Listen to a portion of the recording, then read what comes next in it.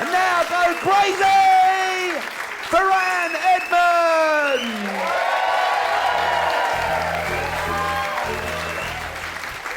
Oh, g'day guys, how you going? Having fun? Sounds like it. Anyone thinking about having a bit of a heckle tonight of me on the television? A bit of a heckle? Anyone? No? Good? Oh, all right. I had a bit of a shit heckle not long ago. I was only about 5 minutes into the gig when suddenly this voice piped up from the back of the room and just went, "Ugh, oh, this isn't very good." That's not a good heckle, guys. It's not very creative. And I don't want to blow my own trumpet, but I was smashing it at the time. Anyway, when I got off stage, I went up to the bar to get myself a drink, and this guy that had heckled me was just hanging around waiting for me, looking anxious. He came up to me and he was like, "Hey mate, sorry about that heckle. I've been thinking about it for ages, and it just didn't come out the way I wanted it to. And I've always wanted to try heckling." And the worst bit was I found myself saying, "Oh, that's all right, stick at it. You'll be right.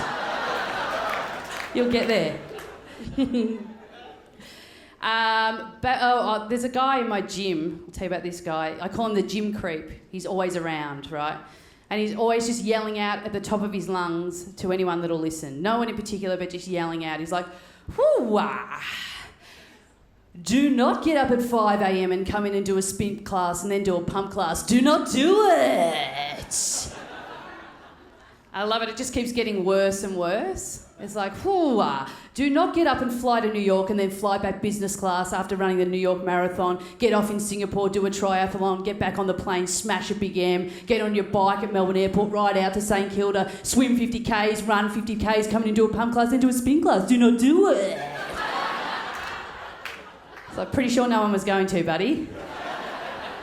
But I'd love to see his Facebook status updates. Be like, "Guys, cannot answer messages for the next 20 minutes because running 10 Ks.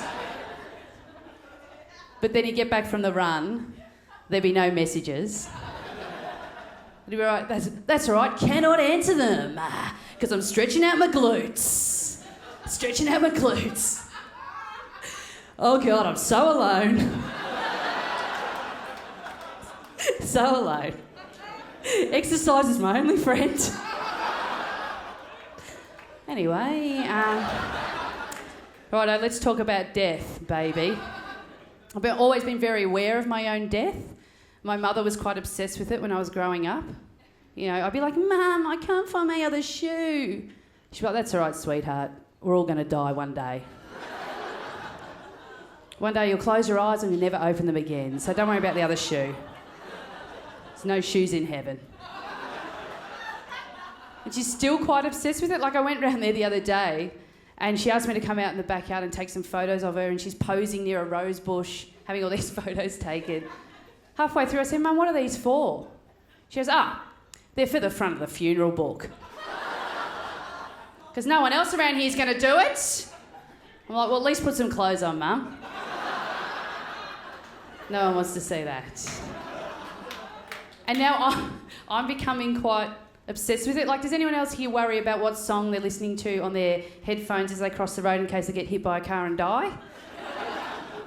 No? Just me? I do. Because I think it could get quite awkward at the hospital.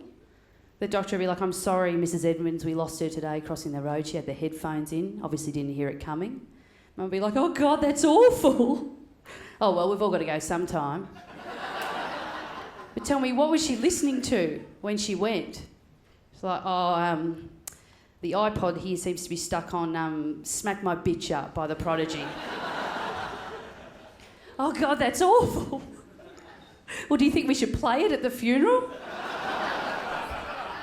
Look, I'm just a doctor that you've only met tonight and that you'll probably never ever see again, but I would say definitely yes.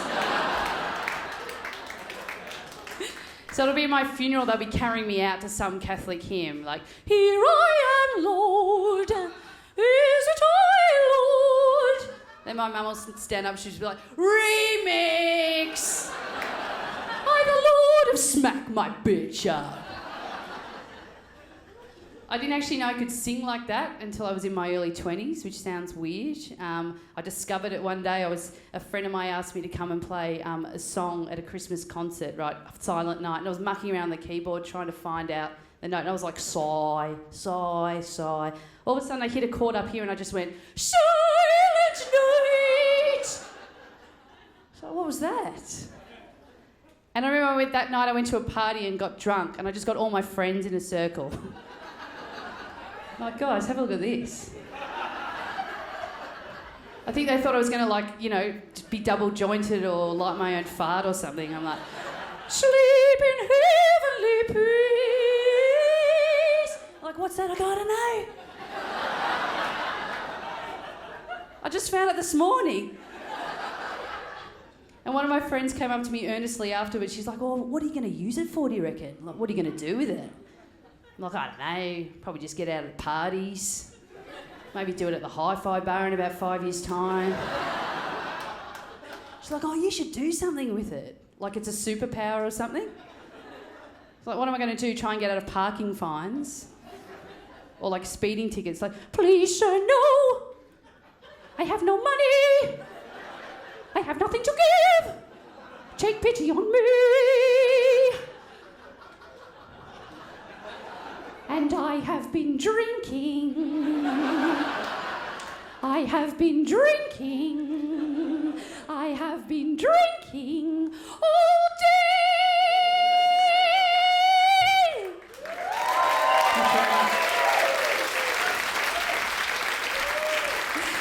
They were like, get out of the car, please, madam. I'll be like, yeah, fair enough. You got me there. I'm Anne Edmonds. Have a wonderful evening. Good night.